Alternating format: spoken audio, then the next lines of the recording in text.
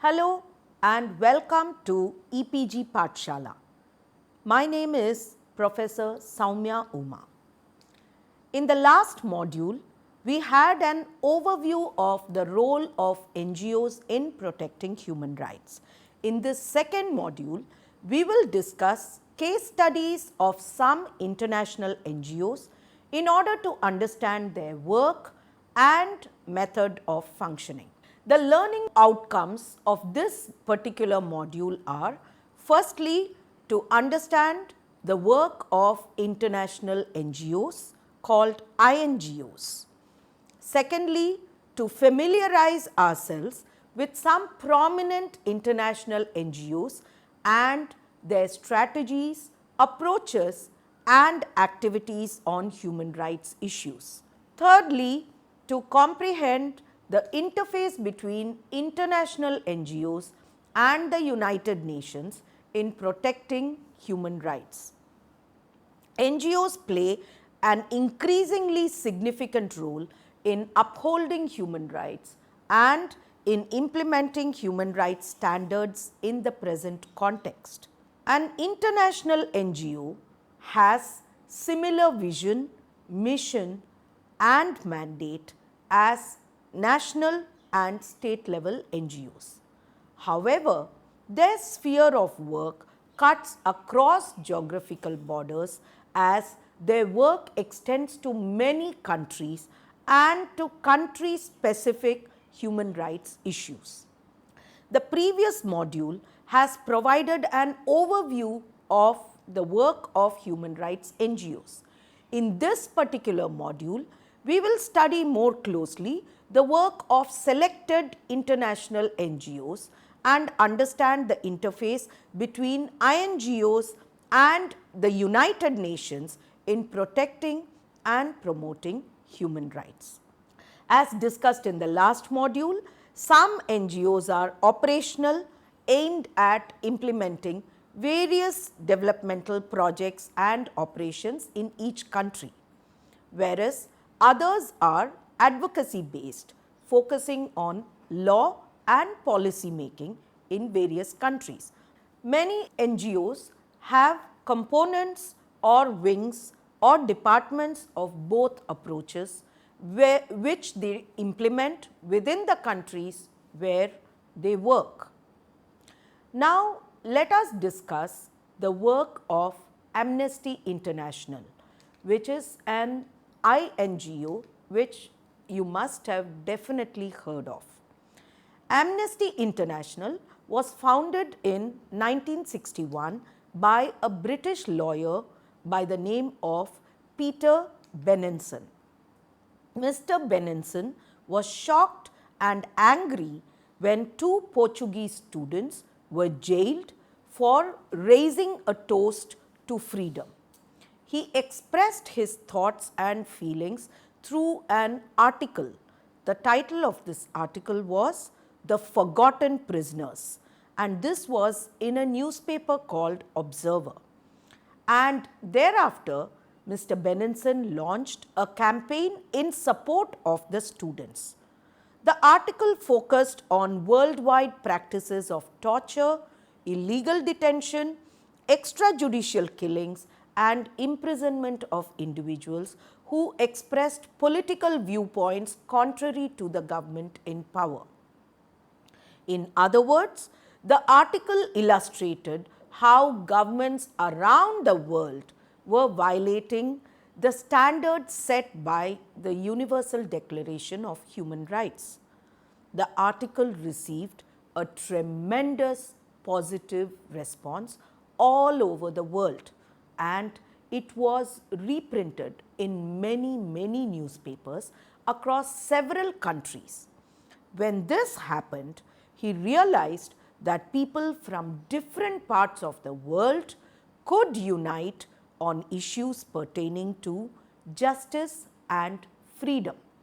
This led to the birth of the Amnesty International, which was a movement for social change.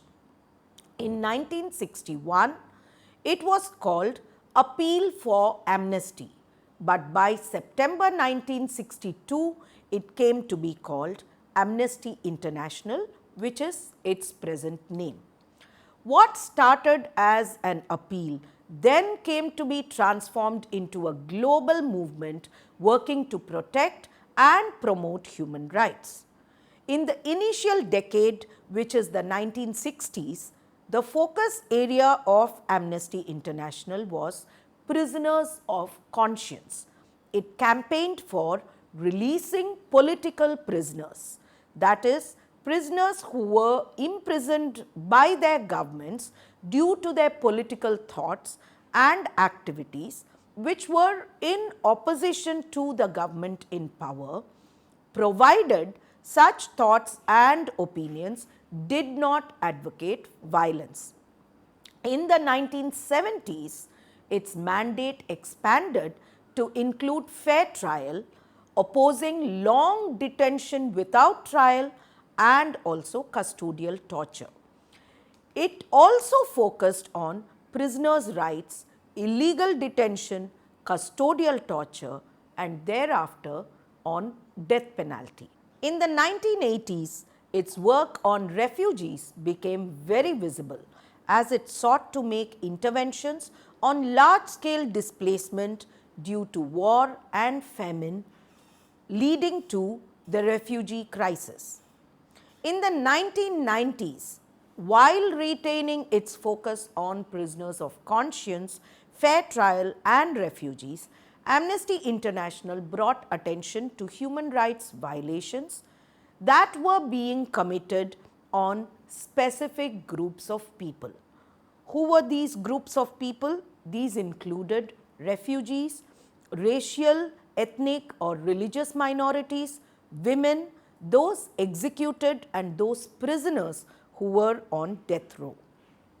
Till the 2000s, its focus was largely on civil and political rights within the gamut of human rights. It came under considerable criticism for ignoring social, economic and cultural rights, which are also an essential part of human rights.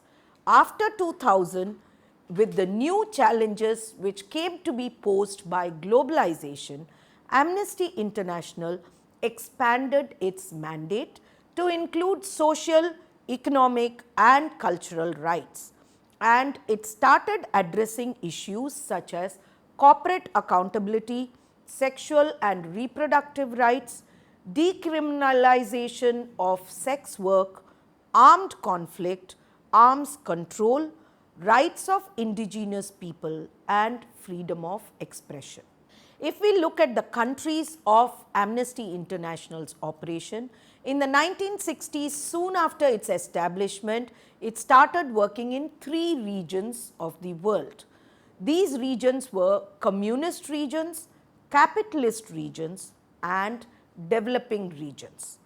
By mid-1960s, it set up an international secretariat and an international executive committee to manage the activities of country offices. Today, its presence can be felt in all regions of the world. It is a global movement consisting of more than 30 lakhs of supporters, members and activists across the world. While the basic mandate of the NGO is determined internationally, the country offices also take on issues that are specific to the countries where they are situated in. Amnesty International has an office in India which is situated in Bengaluru. Now let us discuss the strategies and activities of Amnesty International. Firstly, it investigates and researches on human rights violations and exposes them through its reports. The publication of impartial and accurate reports based on research that includes interviews with victims, concerned officials, human rights activists, media monitoring, as well as trial observations form the backbone of Amnesty International's work. Secondly, in addition to publishing reports, It also issues press releases, newsletters and information on websites. Thirdly, in those countries where Amnesty International does not have a country office, it sends official missions to make insistent inquiries on the status of human rights, provided the particular country permits the organizations to do so. Fourthly, it initiates what is called urgent action campaigns. This is on behalf of individuals who have faced a threat of human rights violations, such as those sentenced with death penalty or those detained without a trial. Fifthly, it persuades and pressurizes countries and corporations to respect their obligation under international human rights law. Sixthly, it initiates campaigns for the release of individuals, for the protection of rights of vulnerable communities, and for law reform through petitions, letters and protests. Seventhly, it supports people's effort at awareness raising and public education. Eighthly, it mobilizes supporters and defenders of human rights throughout the world to stand in defense of human rights activities at the front line. Now, let us look at some important work and significant achievements of Amnesty International. Amnesty International has been consistently researching and monitoring death penalty and executions in many countries every year. Its reports have been widely used by other INGOs as well as by national and state level NGOs in order to raise awareness and advocate for human rights. Its reports have brought out issues such as the number of children and juveniles who have been awarded death penalty or who have been executed across the world. One of its pioneering research on India was a study of Supreme Court judgments on death penalty from 1950 till 2006. Amnesty International was also active in promoting and recognizing universality of human rights. It has substantially contributed to the formulation and implementation of the UN Standard Minimum Rules for the treatment of prisoners and for securing ratifications for the UN Convention on Civil and Political Rights and the UN Convention on Economic, Social and Cultural Rights. Amnesty International was awarded a Nobel Prize in 1977 for its campaign against torture and the UN Prize in the field of human rights in 1978.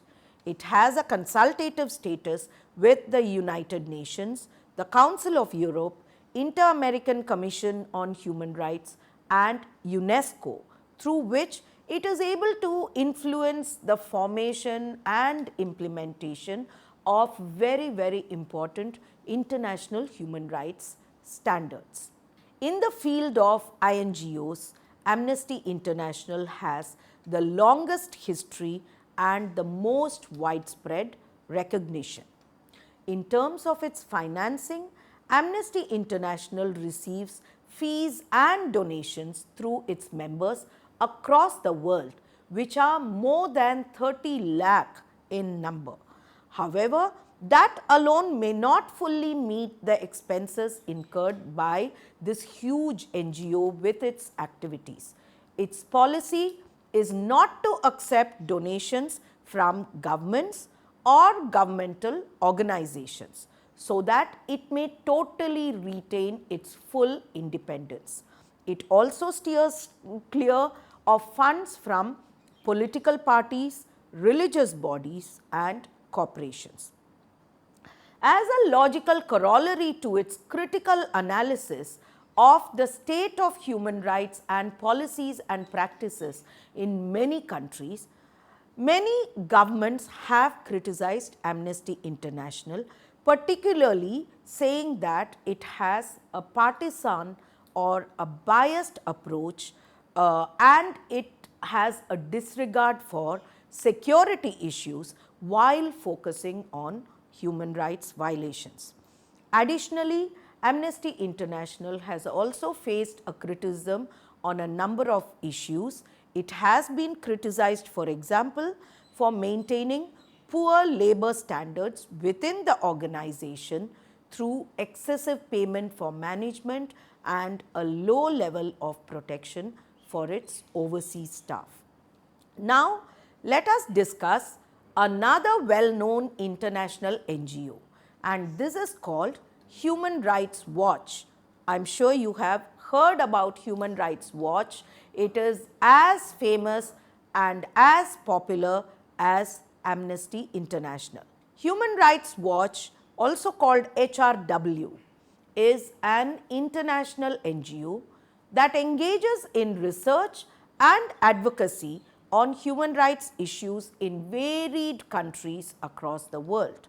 It was established in 1978 in the name of Helsinki Watch to monitor the implementation of Helsinki Accords of 1975, which called for cooperative and respectful relations between the communist bloc and the Western countries.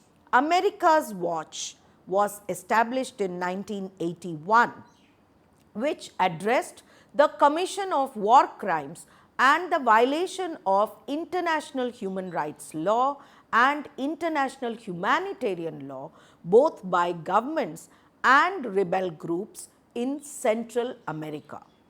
Subsequently, Asia Watch was established in 1985, Africa Watch in 1988, Middle East Watch in 1989. Thereafter, all these watch committees were brought together under the umbrella of Human Rights Watch.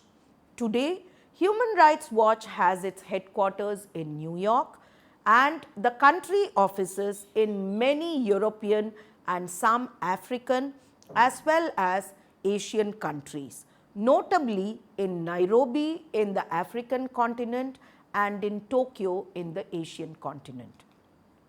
It has approximately 400 staff members across the world consisting of advocates, activists, journalists, academics and country experts. Now, let us try and understand the focus areas of the work of Human Rights Watch. Issues raised by Human Rights Watch in its reports and in its campaigns include rights of vulnerable groups such as children, disabled, women, LGBT communities, migrants and refugees. In addition, it engages with civil and political rights issues such as terrorism and anti-terrorism, arms control, free speech, torture, social and cultural rights such as environmental rights as well as health, and human rights abuses related to economic activities of business, which could encompass a violation of both sets of rights, that is civil and political rights as well as social, economic and cultural rights. Human Rights Watch includes international human rights and humanitarian law standards while critiquing abuses by state and non-state actors, and it promotes international justice. Its work on human rights defenders is also noteworthy. Every year, it presents a Human Rights Defenders Award to activists who demonstrate leadership and courage in their work as human rights defenders. Such award winners thereafter participate in and strengthen the work of Human Rights Watch in investigating and in highlighting violations of human rights. Human Rights Watch is active on issues of armed conflict, armed control and implementation of international human rights and humanitarian law standards. As part of its work on this cluster of issues, HRW is one among 6 NGOs which established the Coalition to Stop the Use of Child Soldiers in 1998. Through its work in the international campaign to ban landmines, it helped introduce what is known as the Ottawa Treaty that prohibits the use of anti-personnel landmines.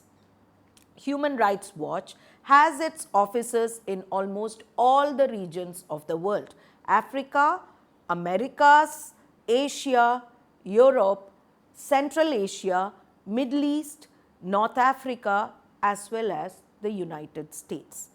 In 2014, its region-wise expenditure was highest in Africa. That was followed by Asia.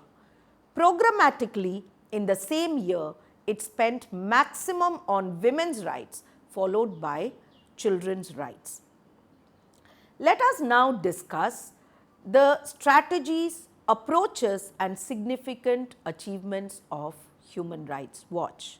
When it was named as Helsinki Watch, it adopted the strategy of naming and shaming abusive governments using media advocacy and contacts with policymakers as one of its major tools.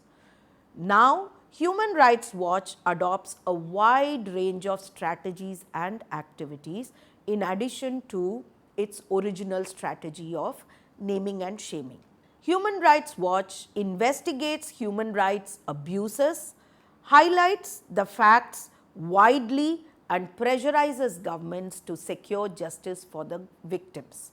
Such investigative work is usually undertaken in close partnership with human rights activists in the country of focus. As in the case of Amnesty International, which we discussed a little while earlier, publication of reports is the backbone of Human Rights Watch's work. It has published more than 100 reports and briefings on the status of human rights in at least 90 countries. Human Rights Watch produces and publishes an annual world report in which it provides an overview of the status of human rights in each of the countries.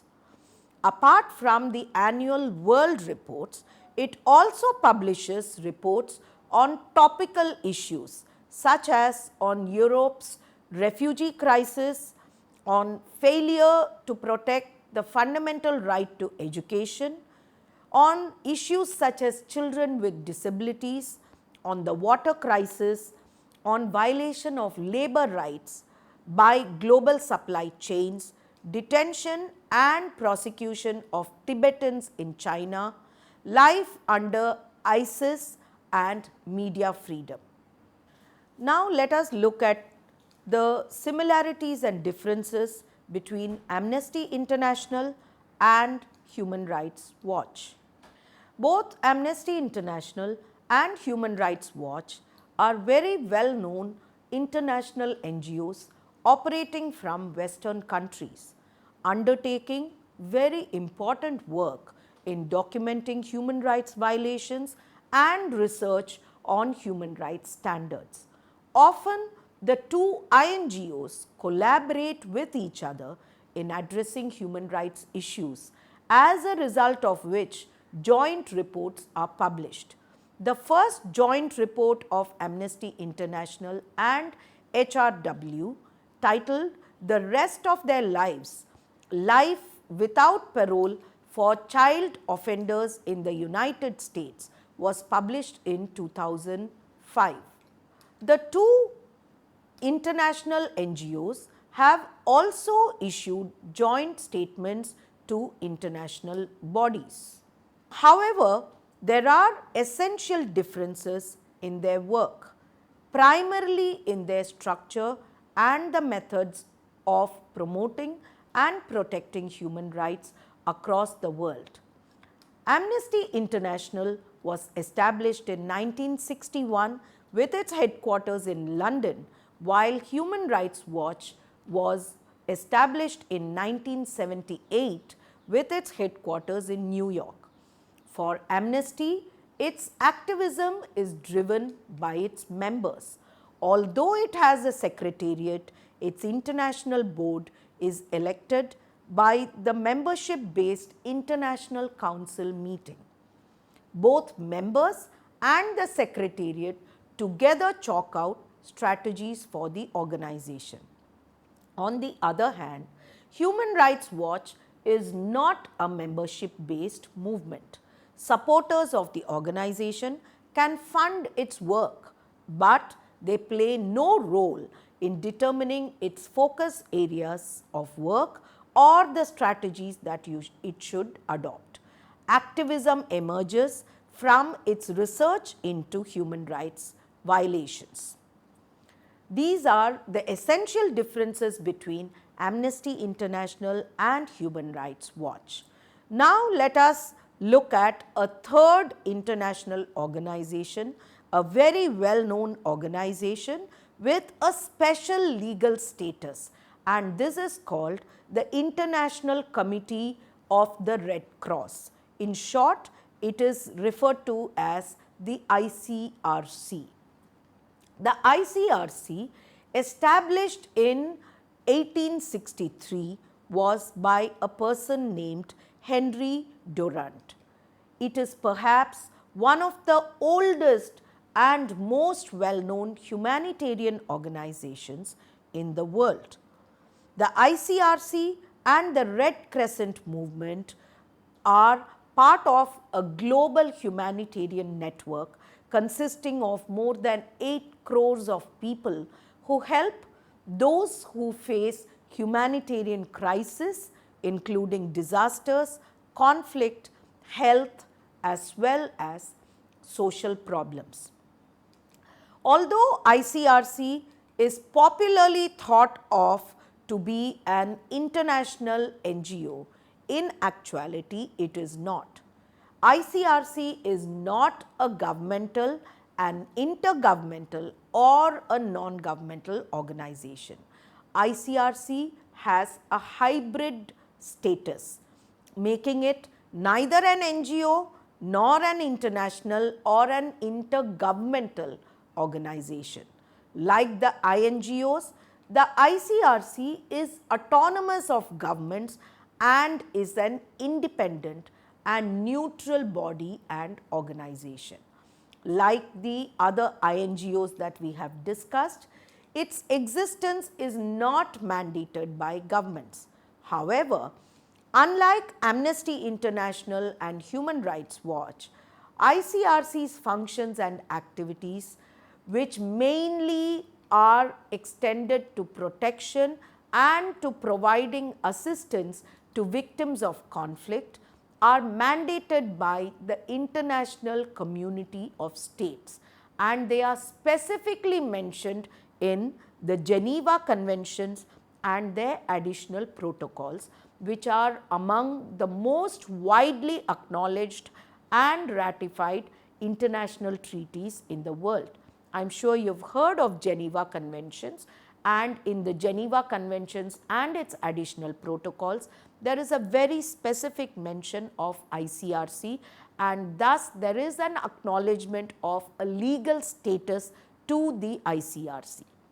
Due to this, ICRC has an international legal personality with privileges and immunities which are very similar to intergovernmental organizations. Since the ICRC's privileges and immunities are widely recognized by governments, ICRC is not treated as an NGO but as an organization that works with an international legal mandate.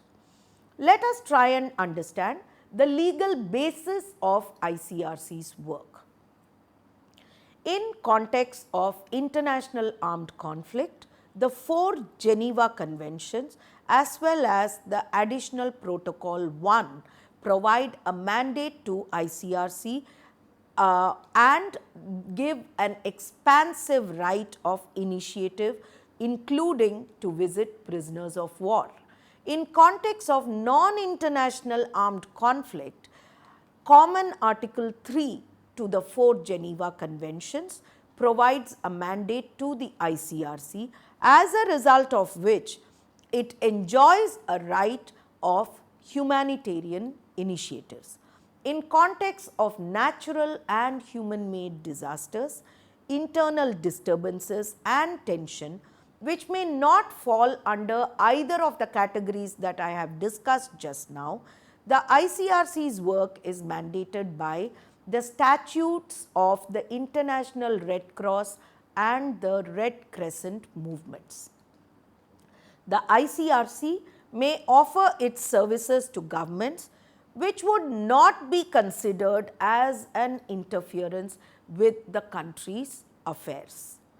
Accepting or rejecting the ICRC's offer of services is the prerogative of the concerned government. It is also important to understand the strategies, approaches and significant achievements of the ICRC. ICRC's mission is to protect the lives and dignity of victims of armed conflict and other situations of violence, and to provide them with assistance. The ICRC also endeavors to prevent suffering by promoting and strengthening human rights law and universal humanitarian principles. ICRC's work has dual nature. One, that is operational, that is helping victims of conflict and in other contexts of violence and disaster. Second, standard setting, that is developing and promoting principles and standards of international humanitarian law. Both the areas of work are interlinked and are reinforced by each other. The operational activities take place within the framework of humanitarian law, while the standard setting initiative draws upon the experiences derived from operational activities. The ICRC has 7 fundamental principles which govern and guide its work. These are: first, humanity; second, impartiality; third, neutrality; fourth, independence; fifth, voluntary service; sixth, unity; and seventh, universality. ICRC's humanitarian work extends to all regions of the world: Africa, Asia and Pacific, Europe and Central Asia, Middle East and the Americas. In recent times, it has had key operations in Afghanistan, Iraq, Lake Chad, Somalia, South Sudan, Syria and Yemen. In conclusion, this module has discussed the work of 3 very important international organizations that work to protect and promote human rights throughout the world: Amnesty International, Human Rights Watch and the ICRC. It also highlights similarities and differences in the work of Amnesty International and Human Rights Watch, and discusses how ICRC stands apart from both of them as well as from other international NGOs. Needless to say, this module is not all encompassing. Please read through the notes which have been provided for this module.